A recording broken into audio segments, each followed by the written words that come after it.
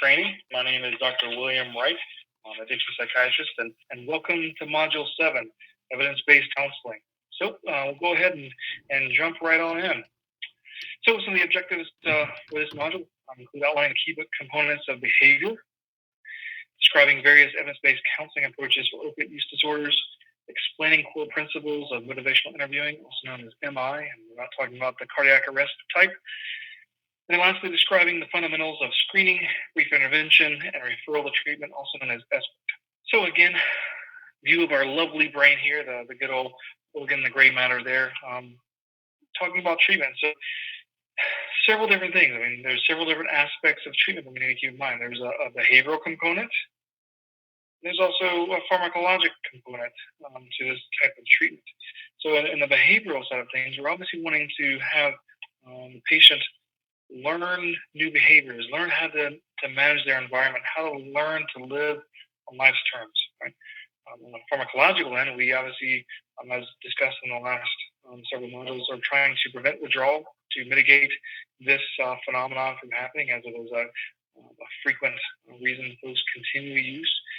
We're also wanting to reduce biological drives for the drug use, including those cravings for the substance. So treatment is comprised of both of these two venues, these two areas of target. And as we said back in the previous modules, obviously that green spot that's highlighted there, the frontal lobe, this is where the decision-making, that adult brain is living. And that region is influenced by a region in other parts of the brain, like the amygdala, the fear emotional response, the nucleus accumbens, the hippocampus. All these components have outreaches into that little brain, that frontal lobe. And so we need to target and try to go about hitting all these areas in the brain, because both behavior as well as pharmacological interventions have direct effects on the brain. So ABCs of behavior, what is it? So A, antecedents. So again, as the word says, what happened before? These are the things that we call cues and triggers and stressors, and things that happened prior to us using that substance. And so figuring out and putting words and definitions to what are a particular person's cues, what are their triggers, what are the things, again, going back to that biopsychosocial model, what are the stressors somebody is having in life? Those are, again, important components to keep in mind.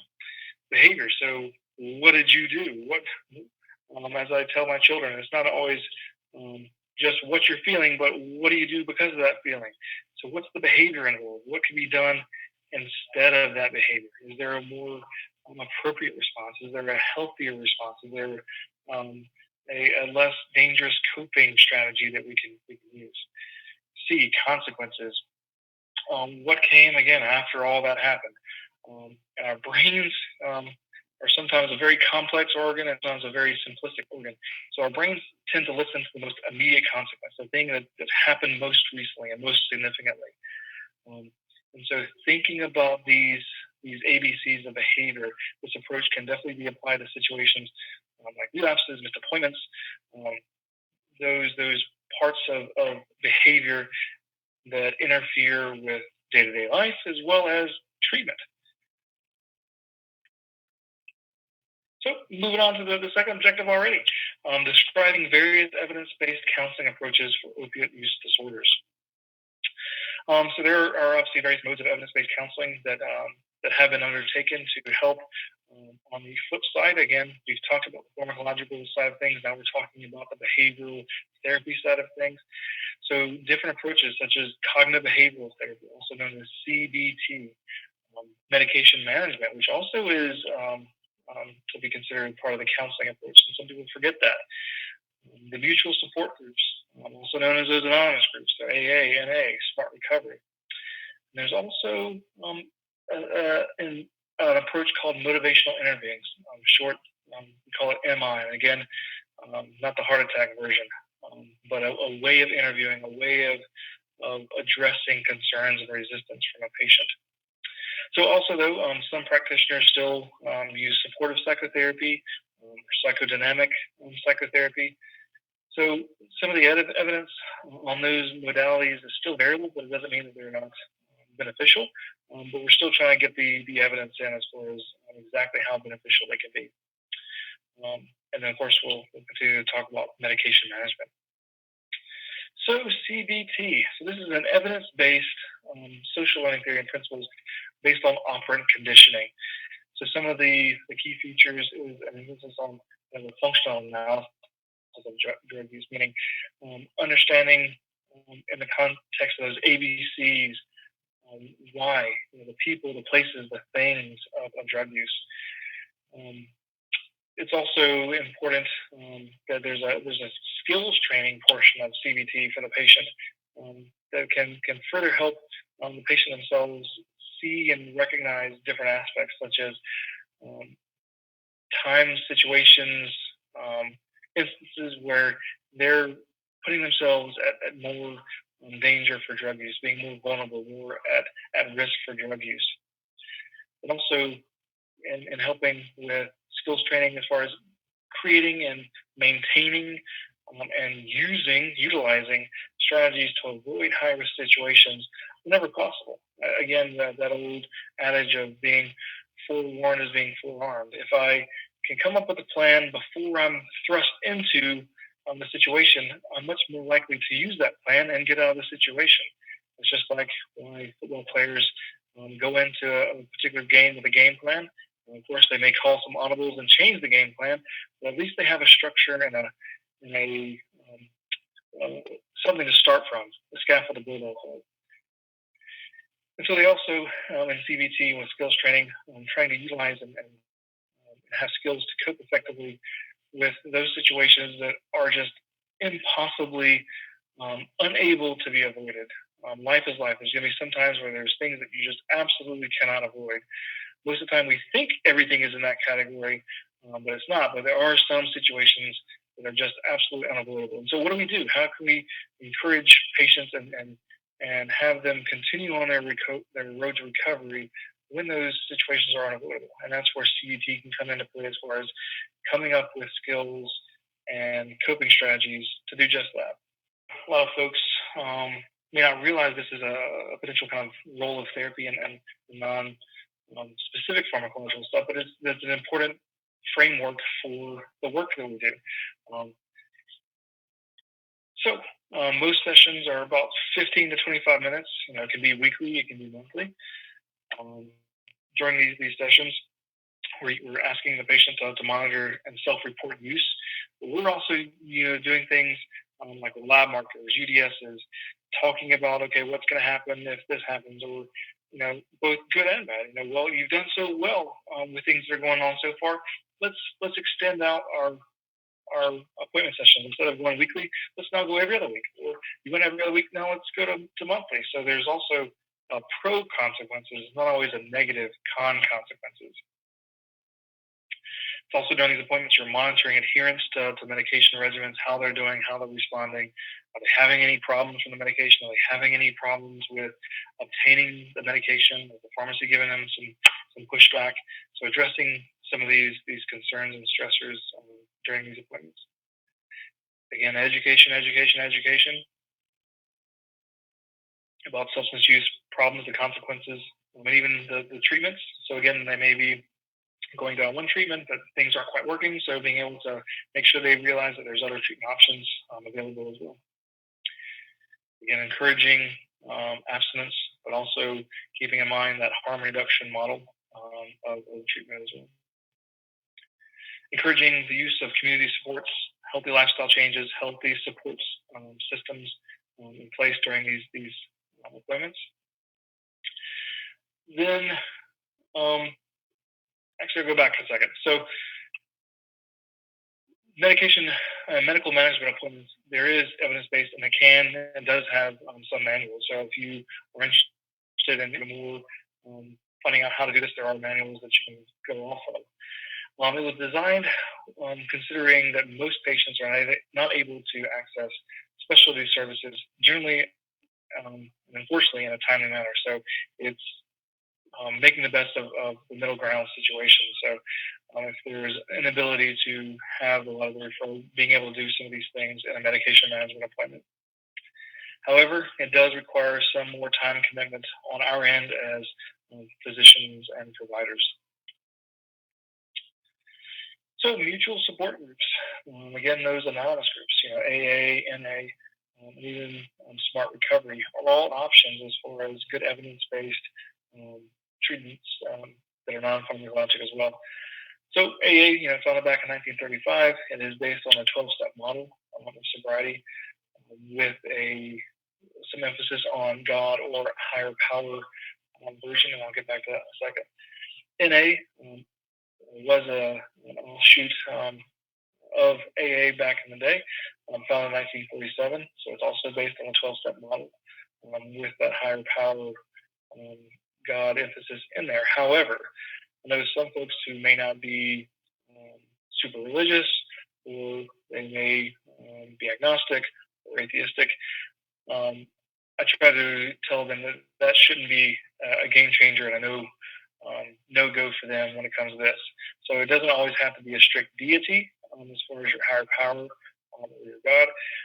Some folks have definitely been able to make the 12-step AA or NA mutual support groups work when they substitute that concept of a God or higher deity with something that's significant to them, such as maybe it's morality, maybe it's family, maybe it's just being a good ethical person.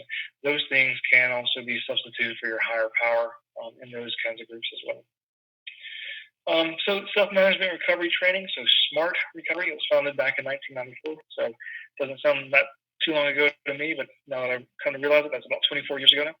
It's based on secular principles and uses the stages of change as far as their basis, as well as MI and CBT. It is recognized by NIDA as well as the NIAAA as having good evidence base behind it. So the mutual support groups do have supportive evidence and can provide a very good foundation and good support network for patients in recovery. In fact, it doesn't mean that if you're using opioids that you have to go to a narcotics group. There's frequently folks that find an AA group fits them better, and so they're perfectly fine and doing well attending AA groups.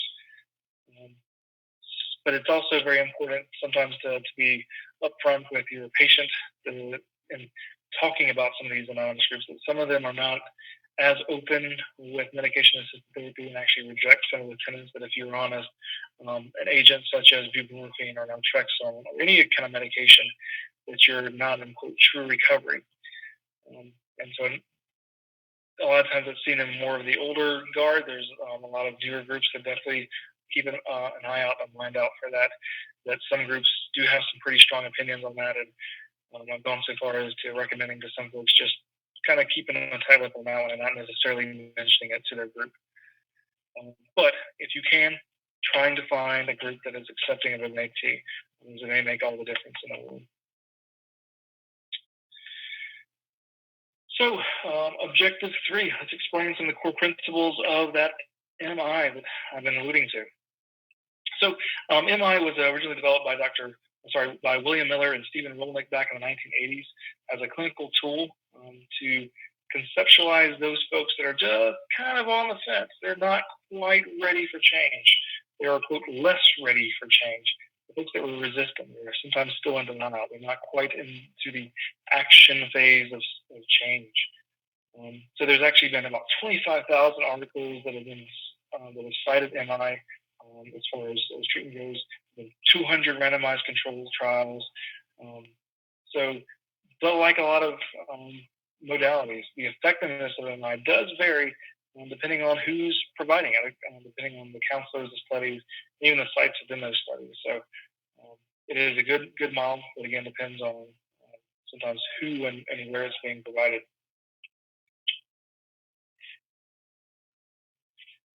So going to definitions and skills when it comes to what we mean in this category. So a brief definition. So it's a collaborative conversation style for strengthening a person's own motivation and commitment to change in the spirit of acceptance and compassion. So it's also person-centered counseling style for addressing the common problem of ambivalence about change. So it's trying to turn the conversation on its head. So that way, the patient themselves is kind of leading the conversation as far as what some of the outcomes, what some of the things they want to do to change, or why they would want to change, as opposed to a physician or counselor or provider kind of directing that action.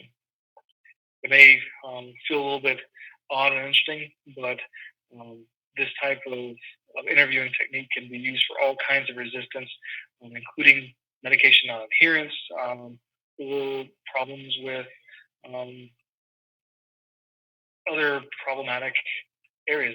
Folks that have uncontrolled diabetes, uncontrolled hypertension. Using technique is not just relegated to the realm of substance use disorders. You can use this same technique for multiple different areas where folks find some resistance, some quote less ready in quote areas of change. So some of the core skills in interviewing that MI has is using a lot of open-ended questions. So those of you who have graduated medical school in the last several years, there has been a tremendous push towards this as an interviewing style as opposed to the closed-ended questions. Those questions which encourage more lengthy responses as opposed to just a flat-out yes or no or a pat answer.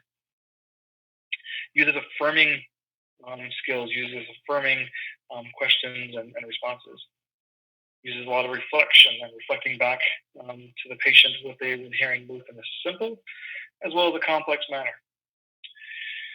And lastly, our great skill of summarizing what we've been hearing, and this definitely utilizing the patient's own words is definitely important in this kind of adventure and skill set. So during MI, we also definitely pay particular attention to language of change because it's designed to strengthen somebody's motivation for and commitment to a specific goal. And we do that by listening and trying to explore a person's own reasons for change within an atmosphere that kind of like Will Ferrell's character, the trust tree, where somebody's in an atmosphere of acceptance and compassion and trust. Some of the practical sides of MI. So again, one of the skills, you definitely have to be open-minded and being able to think differently as far as how we're interacting and asking questions of the patient. We want to listen more than we ask, and we want to ask questions more than we give advice. So if any kind of little tidbit to take away from here, that's probably one of the most important ones, that we want to listen more than ask and ask questions more than give advice. So in that vein, though, you don't want to ask more than 3 consecutive questions. And why is that? Well, that's in an attempt to, again, get the patient and the person to start speaking more openly, start engaging more, start giving more spontaneous answers, and not just an interrogation type interaction. So unlike myself, I definitely have to constantly work on this as being wordy. So being concise, being efficient with your words, attempting to avoid interruptions. Again, we have this expansive knowledge that we're trying to help people with, and sometimes we just we know what you want to say, we want to get through it. Well, no, slow down, let them get their say. There's a lot of reasons behind that, but avoiding interrupting is important. Cooperate. Don't force your knowledge upon somebody. They may not be ready to accept that knowledge yet. But the more you try to force upon them, it's kind of like trying to. Good old adage from medical school as well, trying to drink from a fountain, a fire hydrant. They may be too much coming out of it at once. And so letting them be able to accept on their own terms. Using the patient as a consultant. They're the experts of their own body. And so having to realize that they do know about themselves. And again, being open and being direct with the patient. So the 4 processes here in the MI, it's the foundation, as you can see here, it's basing on engaging. So it's in the engaging phase in the process. We're establishing this working relationship. We're engaging the individual and mutually negotiated and agreed upon goals. Again, mutual goals. Right? Again, we may have some goals, they may have some, but if we're not on the same page, we're going to both be missing a boat. That second part, focus. We're clarifying the agenda. We're focusing our impact. We're focusing what we're trying to do, so that way we're not all over the place in a very scattered manner. So evoking, we're also trying to get and elicit this reason for change. Why is somebody actually wanting to do this? So the evoke change talk when needed, and then managing sustain talk when that's when appropriate as well.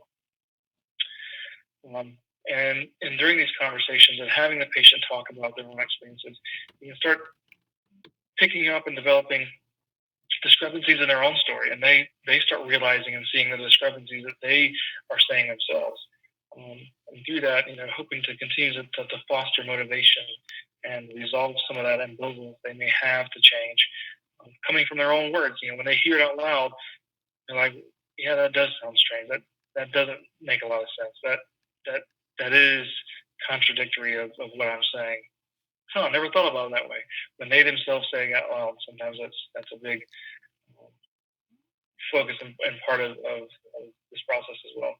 And lastly, planning. We're developing and committing to a plan of action. We're going to do something, and we're planning for the long run by setting, again, those short, achievable, gradually challenging goals. Not just looking at a giant mountain and saying, "Yep, I'm going to go in one step from here to the top of that mountain." See, that's unrealistic and undoable.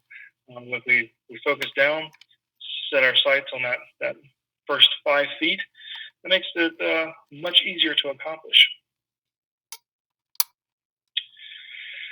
So again, some questions in each one of those kind of processes of MI. So the engaging. So how comfortable is this person speaking with me? How supportive and helpful am I being? Am I kind of being a little bit recalcitrant? Am I being a little closed-minded? Do I understand this person's perspective and concerns? That empathy, do I, again, from that biopsychosocial, do I understand where this person is coming from? Then how comfortable do I feel in this conversation? Am I present? Am I feeling uncomfortable with the topic?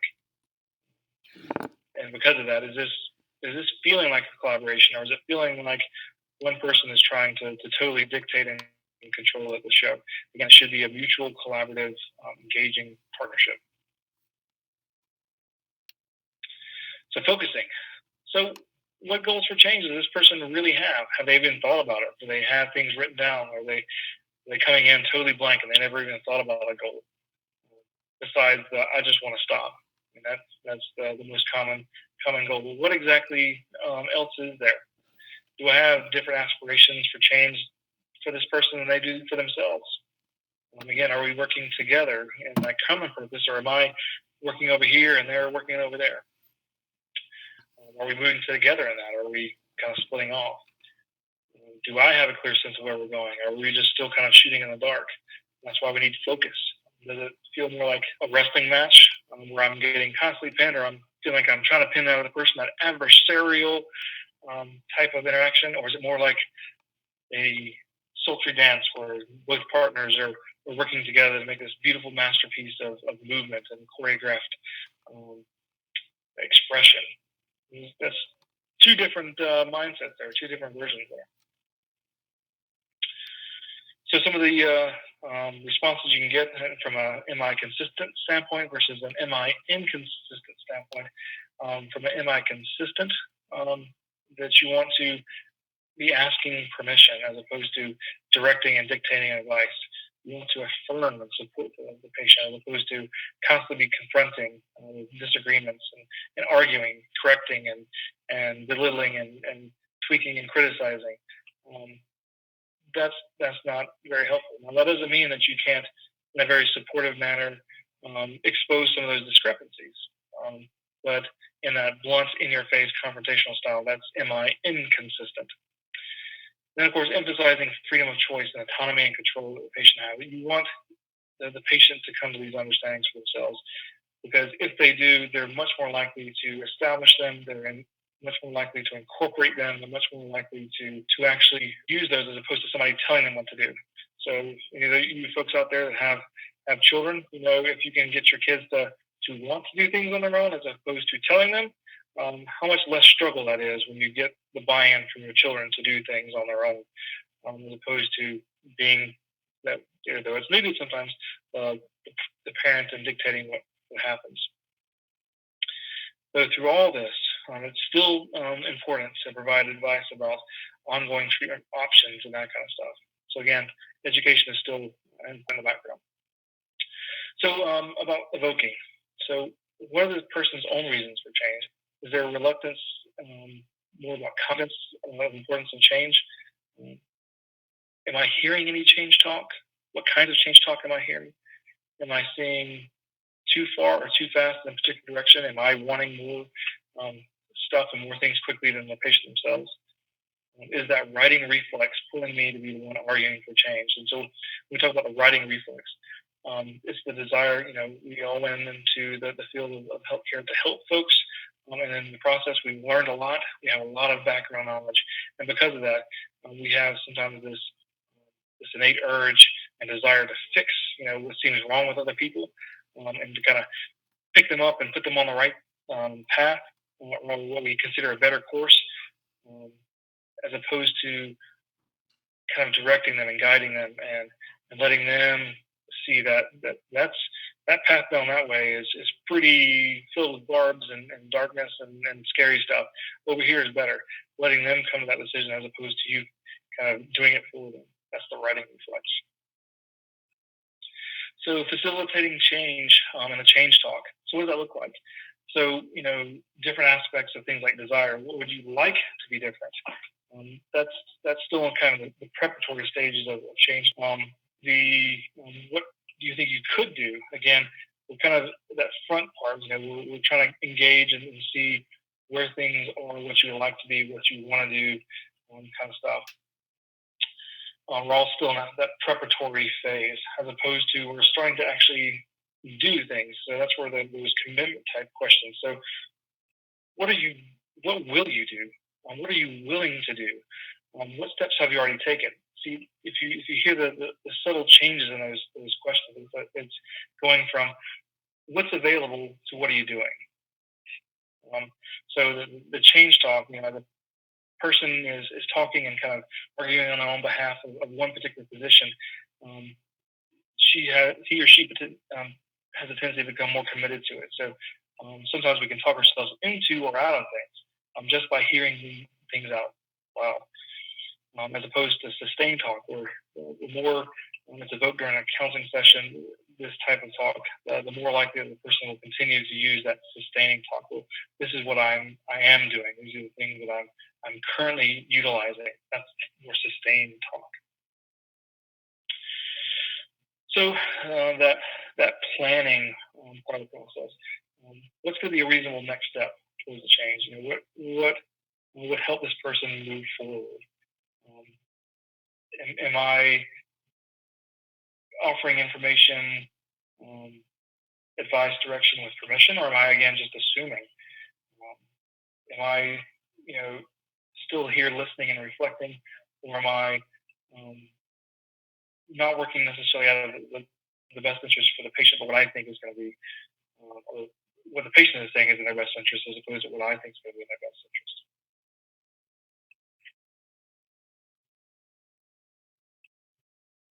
So ambivalence, oftentimes the elephant in the room, the resistance we feel when folks are kind of wishy-washy, are they wanting to do it? So understanding that this is a very, very, very normal step in the road to change. Rarely is it somebody that's always ready to make all the changes. There's going to be some hesitancy. There's going to be some resistance, some concerns, some fear and anxiety, causing and feeding into some ambivalence. So that ambivalence needs to actually be kind of explored and not necessarily confronted. We need to understand why they are in this ambivalence zone.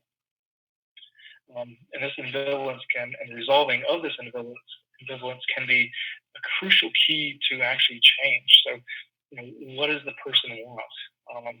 And sometimes for what is the person motivated rather than why isn't the person motivated?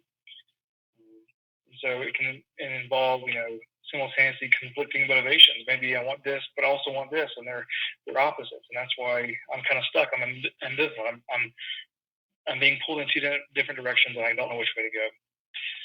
So when we're contemplating change, it also involves self-talk, thinking about the pros and cons of available options, and picking the best choice for ourselves. Lastly, on our objective list is describing the fundamentals of SBIRT. So again, it stands for Screening, Brief Intervention, Referral, and Treatment.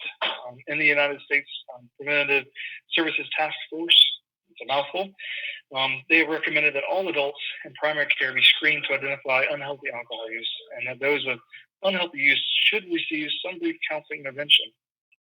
And this brief intervention is based on a harm reduction model, which definitely emphasizes reduction in use rather than full-on abstinence from the get-go. And there's a lot of reasons behind that. But for the brief intervention, there's also rationale that this is a very time-limited kind of intervention. It's client-centered as well to reduce substance use. It's not linked to quote readiness to change. It can be used in the pre-contemplative patients or folks that are not quite ready to be in the action phase. They still have to go through the contemplative phase as well. It's generally delivered by a healthcare professional in different settings. It usually doesn't take very long. That's why we call it brief. It's 5 to 20 minutes long. Multiple brief intervention sessions have been found to be more effective than one marathon session. So sometimes shorter is better. So according to the 2014 National Survey on Drug Use and Health, about 21.5 million people aged 12 or older in 2014 had a substance use disorder. About 2.6 million of those folks had both an alcohol use and illicit drug use, so roughly 10% of the folks. So that's not an insignificant number that we're trying to pick up and help treat.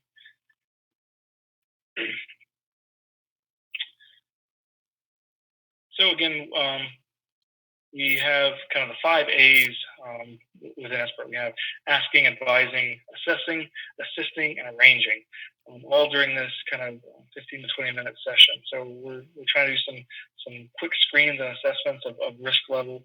So that's where we can use some of those questionnaires, some of the labs, some of the physical findings to kind of screen out what's going on. With the advising part, giving direct advice from the clinician about the patient's substance use, but they may not know. They may still assume that things are okay. So reviewing that in a very objective manner. Assessing, the patient, evaluating where they are. Are they willing to change? Are they close to coming to a decision about potential unhealthy behaviors? After hearing this clinician give their advice and speaking with them, or are they not willing to change whatsoever? Having to be cognizant that may be an outcome as well. So assisting. So if somebody is ready for some change, helping them, those that are agreeable to develop a treatment plan and according with what the patient themselves goals are. Again, the preference of the patient should always be in mind. So again, using those motivational interviewing techniques and starting with small, achievable goals with very concrete, specific plans. And then, of course, helping them follow up on this, helping with follow-up visits. Do they need a referral? Could they benefit from some more educational materials to read in between when you've been talking with them and when they are seeing the next professional? So there is some evidence that individuals who reduce or stop drug use have a lower risk of obviously having some negative health outcomes. However, there's with SBIRT, the timing is a component as well. So individuals, especially men who received some of these brief interventions, did have evidence of lower alcohol consumption after 1 year follow-up. So there is some change that goes on with this type of intervention. The NIAAA single question that has very high sensitivity and specificity is, in the past year, how many times have you had 5, and for women, for more drinks in one day? So it has a 84% sensitivity and a 78% specificity for hazardous drinking, an 88% sensitivity and 67% specificity for current alcohol use disorder. So again, just even with one question, you can get a lot of information. So, in summary, again, we've talked a lot about a lot of things during this module. So, the key components of behavior, those ABCs, so, the antecedents, the behaviors, and the consequences, can go about being part of the change, both pharmacologic but also behavior. So, those are the behavioral components. Motivational interviewing. What is it? Again, it's that collaborative, goal-oriented style of communication, paying particular attention to the change, the language of change, designing to strengthen somebody's own resolve, their own personal motivation for and commitment to a specific goal. Goals that you should be, hopefully, be on the same page with. But we get these goals by listening, exploring their own reasoning, their own rationale for change, in an atmosphere that's compassionate, empathic, safe, and accepting. So that way they can feel okay to come up with their own reasoning and rationale. So the spirit of MI is also marked by this partnership, this collaboration for acceptance and compassion and evoking this change. And it occurs in those 4 processes that we talked about at length, the engaging, the focusing, the evoking, and the planning. And then lastly, the use of SBIRT as a technique can lower alcohol consumption, but also can be used for opioid use disorders as well. So I thank you so much for listening to this module. Look forward to seeing you guys back and continue learning.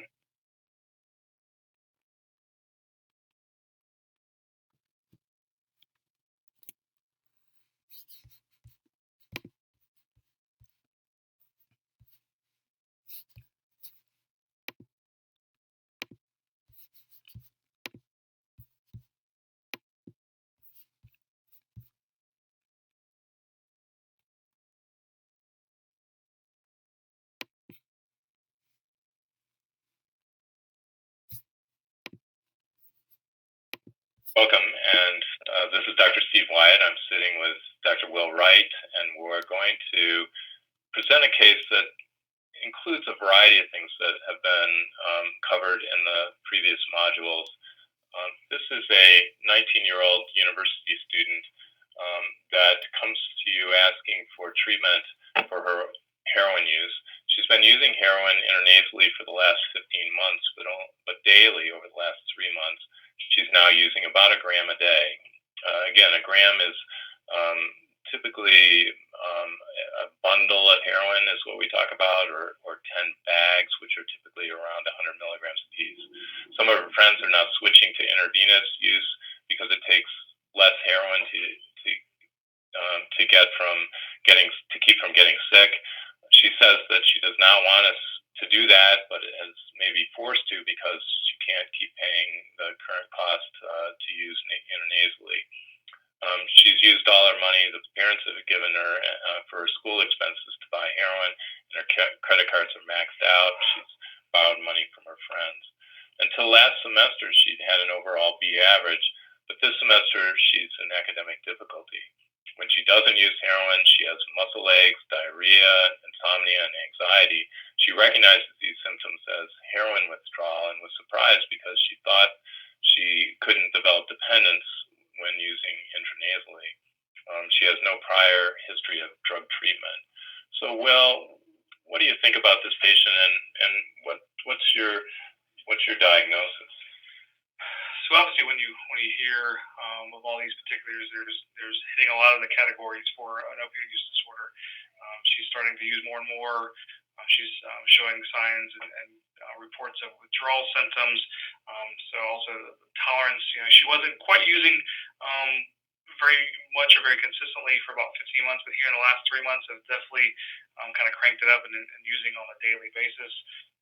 Problems with school, problems with starting to max out and using money that were supposed to be for school in other ways that I'm sure her parents are not aware of, and if were discovered would definitely cause some problems with that relationship. So definitely seeing opioid use disorder, moderate to severe kind of categories, criteria being hit with this young female student.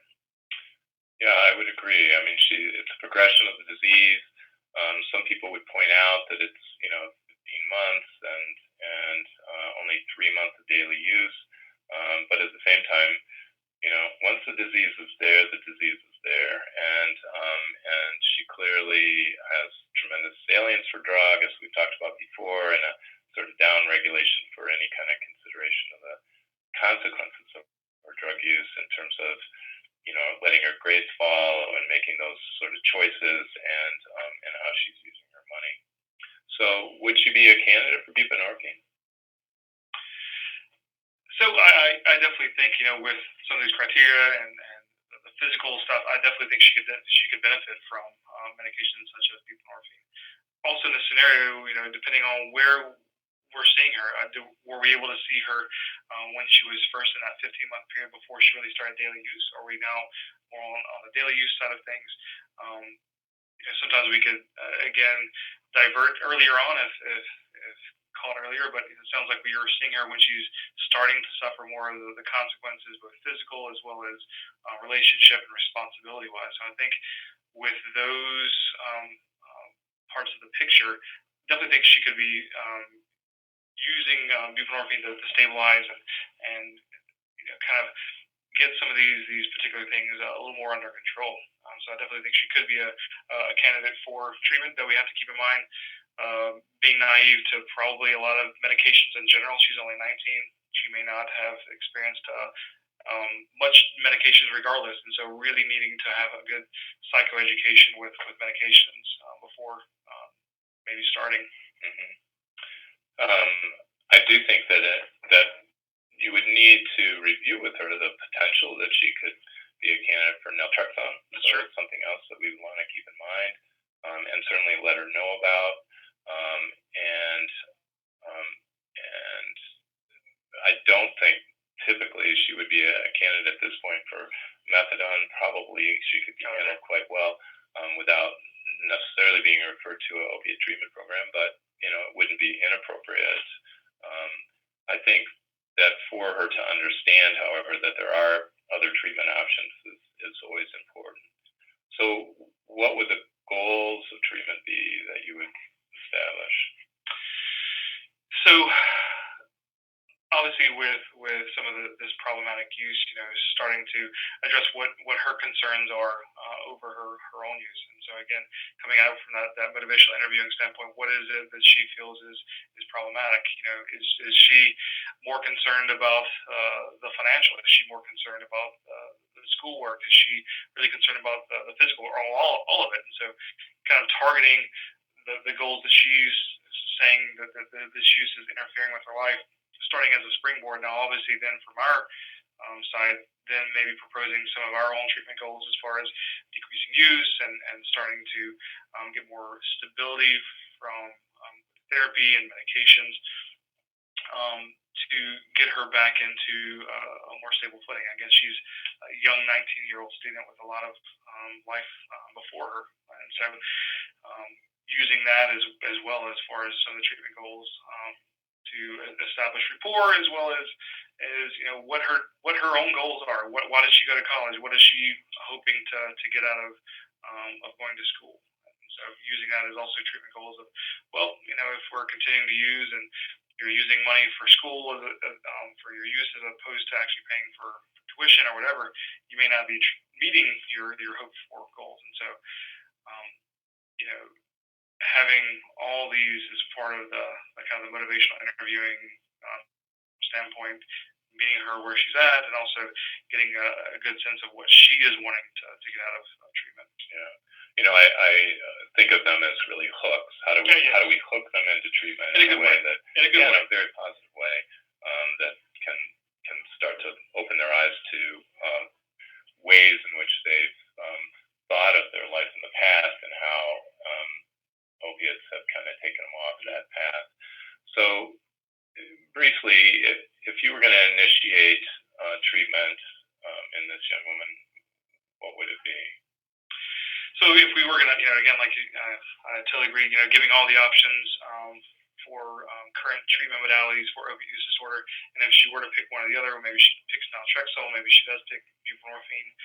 If we start with buprenorphine, then again, a lot of psychoeducation as far as what it is, what it isn't, how we appropriately take it, how we from the treatment community are going to hopefully engage and support her in this endeavor, especially at the beginning, because again, 19 years old, I'm confident that she's probably never gone through this type of treatment before, and so really understanding and really getting across what that's going to mean and what that's going to look like, because again, at this age, there's a lot of responsibility versus learning autonomy versus um, just feeling that I'm invincible.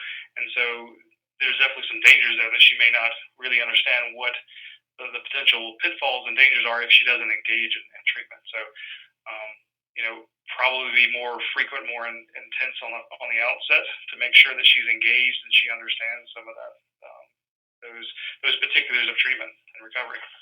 All right, so let's see what this particular provider did. The clinician gives her a prescription for 6 days supply of buprenorphine at 4 milligrams a day. She's given information on starting participation in the clinic's relapse prevention workshop 6 days a week, and is to schedule individual counseling with the clinic once a week. So these things were just given to the patient, and with expectations that she would follow through. She returns 3 days later, having taken 8 milligrams of buprenorphine a day over a 3-day period, and she has not attended relapse prevention workshop nor scheduled an individual counseling session. The counselor is not available to see her. So she's essentially turned away,